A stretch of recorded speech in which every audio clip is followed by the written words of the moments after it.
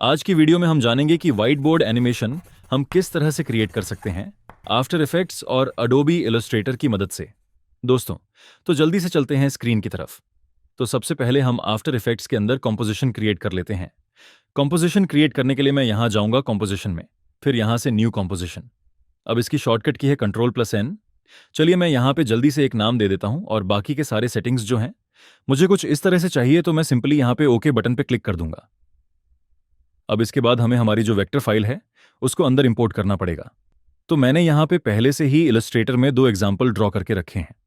एक तो ये वाला है और दूसरा ये वाला। ठीक है, तो पहले हम बात करेंगे इस वाले एग्जाम्पल के बारे में। अब इसमें क्या है, ये एक सिंगल पाथ है। आज पूरा जो पाथ है वो एक ही लेयर के अंदर है।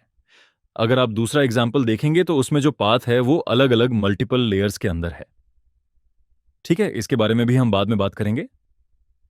अगर हमारी ड्राइंग जो है वो सिंगल पाथ में है तो हमें क्या करना पड़ेगा। सिंपली मैं इसको सेलेक्ट करूंगा और फिर यहां से Ctrl+C से कॉपी कर लूंगा। उसके बाद हमें जाना है आफ्टर इफेक्ट्स के अंदर और यहां मैं पेन टूल सेलेक्ट करूंगा, फिर क्लिक करूंगा तो एक शेप लेयर क्रिएट हो जाएगा। अब इस लेयर को सेलेक्ट रहने देना है और फिर जो हमने पाथ कॉपी किया था फिर उसे Ctrl+V से पेस्ट कर देना है। इसके बाद हमें इस शेप लेयर की प्रॉपर्टीज ओपन करनी है। यहां पर है एक ऐड बटन, उस पर क्लिक करना है और फिर यहां से ट्रिम पाथ को ऐड करना है। अब हमें ट्रिम पाथ को एनिमेट करना है, तो एंड प्रॉपर्टी पर एक की फ्रेम दे दूंगा और उसकी वैल्यू कर दूंगा 0। फिर प्लेहेड को मैं ले जाऊंगा 15 सेकंड पर और एंड वैल्यू को कर दूंगा 100%। तो आप देख सकते हैं कुछ इस तरह से प्ले हो रहा है।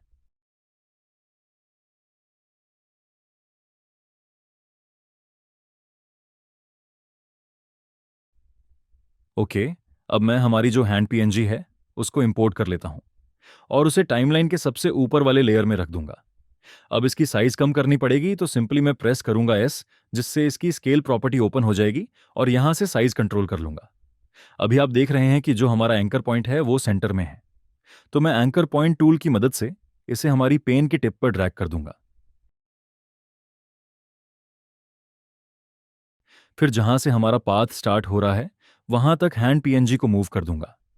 अब हमें क्या करना है, जो हमारा पाथ है उसको कॉपी करना है।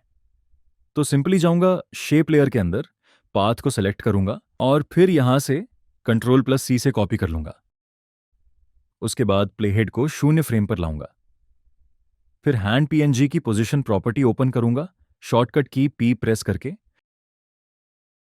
फिर उसे Ctrl+V से पेस्ट कर देना है।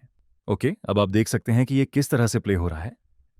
अगर हमारा एनिमेशन स्लो है और हैंड एनिमेशन फास्ट हो रहा है तो इसका मतलब है कि दोनों की फ्रेम्स मैच नहीं हो रही हैं। तो सिंपली ट्रिम पाथ्स के एंड वाले की फ्रेम पर जाऊंगा और ऑल्ट प्रेस करते हुए उसे 15 सेकंड तक ड्रैग कर दूंगा ताकि दोनों एनिमेशन मैच करें। ओके गाइज, बस इतना करना है और हमारा व्हाइट बोर्ड एनिमेशन रेडी हो गया है। चलिए एक बार प्ले करके देख लेते हैं।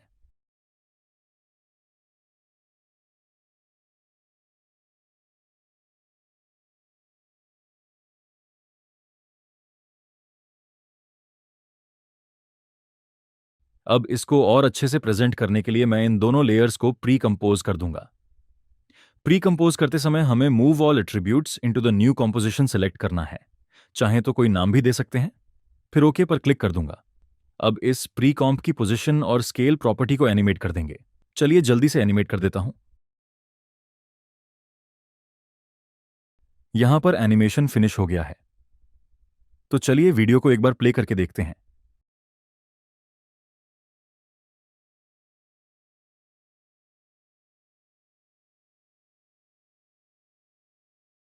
दोस्तों, हमने देखा कि सिंगल पाथ से हम किस तरह से व्हाइट बोर्ड एनिमेशन क्रिएट कर सकते हैं। अब देखते हैं मल्टीपल पाथ्स के साथ कैसे व्हाइट बोर्ड एनिमेशन बनाते हैं। तो सबसे पहले हमारे सारे पार्ट्स अभी एक ही लेयर में हैं। हमें इन्हें अलग अलग लेयर्स में करना होगा। इसके लिए सिंपली यहां पर जो बटन है रिलीज टू लेयर्स सीक्वेंस, उस पर क्लिक करूंगा। फिर जितनी भी सब लेयर्स बनी हैं उन्हें सेलेक्ट करके नीचे ड्रैग कर दूंगा। अब आप देख सकते हैं सारे पार्ट्स अलग अलग लेयर्स में हो गए हैं।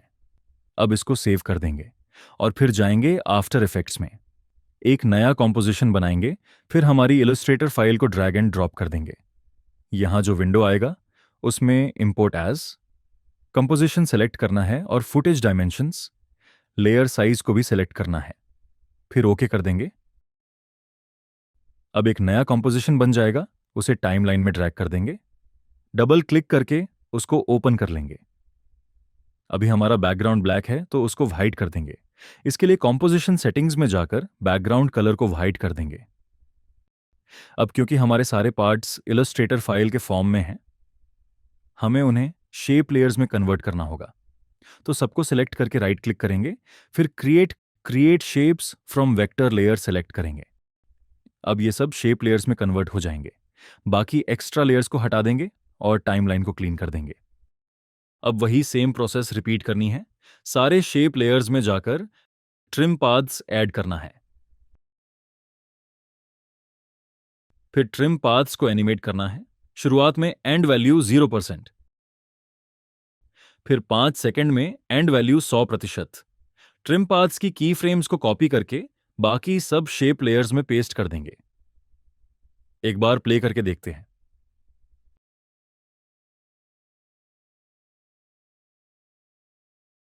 अब हमें इसकी टाइमिंग एडजस्ट करनी होगी।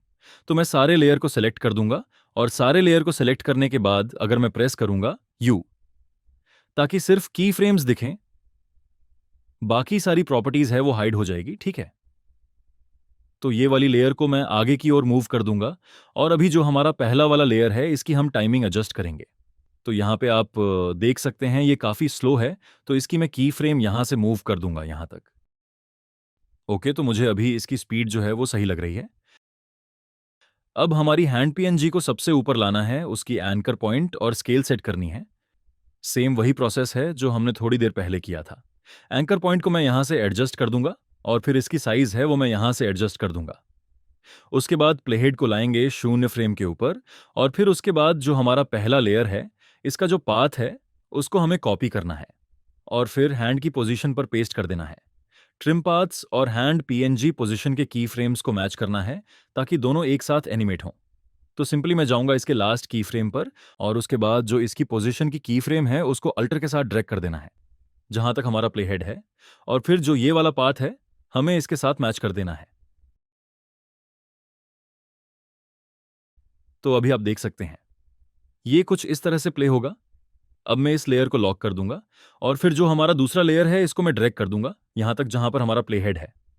फिर सेम हमें इसकी टाइमिंग एडजस्ट करनी है, इसका पाथ कॉपी करना है और जब हम इसको कॉपी करेंगे फिर इसकी हैंड की पोजीशन पर हम जाएंगे।